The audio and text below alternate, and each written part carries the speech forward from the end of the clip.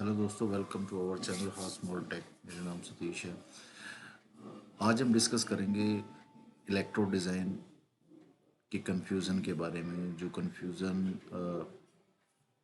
है electro design में ज़्यादातर सामने आता है, जो मैंने ऑब्ज़र्व किया है कि इलेक्ट्रो डिज़ाइन करते समय हमें किन किन बातों का ध्यान रखना चाहिए और कहाँ स्पार गैप देना है, कहाँ नहीं देना है, कहाँ पे दिया जाता है, कहाँ पे नहीं दिया जाता। ये चीज़ भी हमें क्लियर करनी चाहिए। और स्पार गैप दिया क्यों जाता है, क्या वजह है कि आप स्पार गैप देते हैं। स्पार गैप एक स्टैंडर्ड साइज़ के लिए बनाया जाता है। जो हमें साइज़ रिक्वायर्ड है उसके हिसाब से हम उसमें स्पार गैप मेंटेन करते हैं। जो हमारे इंडस्ट्री में जो हमारा रूल है स्पार गैप देने का, हम फिनिश में 0.15 टोटल स्पार गैप देते हैं और रफ में हम 0.3 टोटल में देते हैं। ये चेंज हो सकता है। अगर आप मशीन पे सेटिंग करते हैं तो ये स्पार गैप आप कम ज़्यादा कर सकते हैं। कहीं पे आपको ग्रेन्स बहुत ही बारीक ग्रेन्स चाहिए होते हैं तो वहाँ पे आप बहुत ही कम स्पार गैप दे सकते हैं। ऐसा नहीं है, साइज आपको मिलेगा पर आपकी जो कटिंग स्पीड होगी वो बहुत कम हो जाएगी। ये डिपेंड करता है, आप अगर कटिंग स्पीड ज़्यादा रखना चाहते हैं। कहीं कहीं पे कभी कभी मैंने ऐसा भी किया हुआ है कि मैंने 0.5 का टोटल स्पार गैप दिया हुआ है कटिंग स्पीड को बढ़ाने के लिए। पर उसमें ग्रेन्स इतने ज़्यादा मोटे आते हैं कि जब आप उसको फिनिश करते हैं, क्योंकि ग्रेन्स में पकड़ होती है, पकड़ आपका जो प्लास्टिक कंपोनेंट है वो उसके अंदर फंसेगा अगर आपके ग्रेन्स मोटे हैं। तो उसके लिए आपको प्रॉपर पॉलिश की ज़रूरत पड़ेगी, क्योंकि ईडीएम ग्रेन्स के बाद आपको पॉलिश करानी ही है। जहाँ पे आपको ग्रेन्स रिक्वायर है, पार्ट में अगर आपके ग्रेन्स रिक्वायर्ड है तो आप उसको ग्रेन्स छोड़ सकते हैं। पर आपको जहाँ पे ग्रेन्स रिक्वायर्ड नहीं है तो आपको पॉलिश से उसको हटाना पड़ेगा। पर आप अगर 0.5 का स्पार गैप लेते हैं तो आपके ग्रेन्स इतने ज़्यादा मोटे आएंगे कि तो पॉलिश करने में आपको बहुत दिक्कत आएगी। तो इसीलिए जो 0.3 का टोटल स्पार गैप है वो आप मेंटेन करके चलिए। क्योंकि मैं भी 15 साल से इस इंडस्ट्री में काम कर रहा हूँ, तो मैं यानी शुरू से ही यही स्पार गैप और यही रूल लेके चल रहा हूँ। चलिए कुछ एग्जांपल है वो मैं आपको दिखाऊंगा जो सॉफ्टवेयर पे मैंने बनाया है। चलिए उसको देख लेते हैं।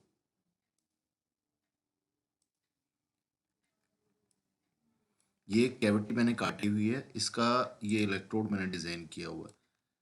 इस इलेक्ट्रोड के अंदर स्पार गैप देखिए कहाँ पे मुझे देना है, कहाँ पे नहीं देना है। ये मैं आपको क्लियर कर देता हूँ कि कहाँ मैं स्पार गैप दूंगा और कहाँ पे नहीं दूंगा। ये जब मैं वीएमसी के लिए दूंगा इसको, तो वो उसको कहाँ कहाँ पे स्पार गैप देना है, कहाँ कहाँ पे नहीं देना है।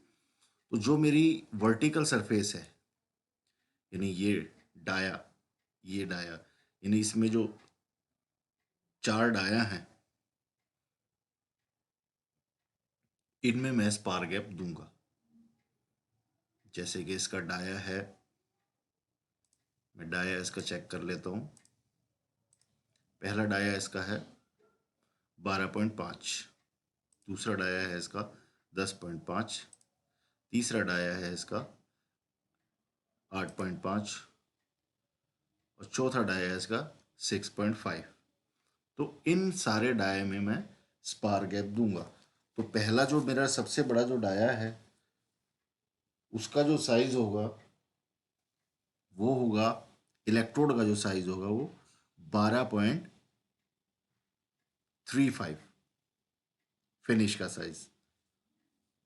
और सेकंड जो है मेरा 10.35। थर्ड मेरा होगा 8.35। फोर्थ होगा मेरा 6.35। तो ये मेरा हो गया फिनिश का साइज। और रफ का साइज मैं इसी साइज में 0.3 माइनस कर दूंगा, तो ये मेरा टोटल का स्पार गैप हो गया।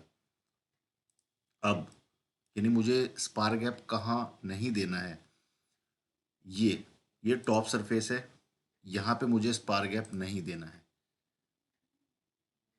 1 2 3 4 जितने भी इसमें स्टेप है, उस स्टेप पे मैं स्पार गैप नहीं दूंगा, क्योंकि जेड सरफेस पे मुझे स्पार गैप बिल्कुल नहीं देना है। एक बार मैं इसको आपको सेक्शन करके दिखाता हूँ। ये तो ये जितने भी डाया हैं यहाँ पे मुझे स्पार गैप देना है, और जो मेरे सरफेस है, हॉरिजॉन्टल सरफेस है, यहाँ पे मुझे स्पार गैप नहीं देना है।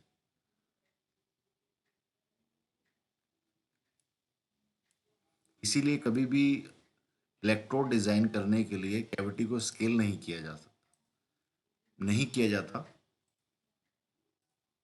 करना भी नहीं चाहिए, क्योंकि हमें ये डिजाइनर को याद रखने की जरूरत नहीं है कि मुझे कैविटी को स्केल किया हुआ है मैंने, आगे जाके मशीनिंग में दिक्कत आ सकती है।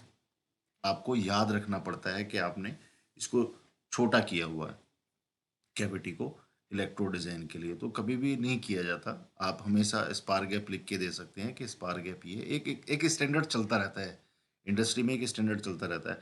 अगर आपने कोई डाटा दिया, इलेक्ट्रोड का डाटा है, फिनिश फिनिश एक रफ, तो वो अपने आप ही ऑटोमेटिकली इसमें रफ में और फिनिश में स्पार गैप डाल के दे देगा। जो आपने ड्राइंग देनी है वो एक्चुअल में देनी है। उसके बाद देखिए एक और एग्जांपल है मेरे पास, ये पॉकेट काटी हुई है मैंने। इस पॉकेट का साइज 10 बाई 8 का, 10 बाई 8 का पॉकेट का साइज है।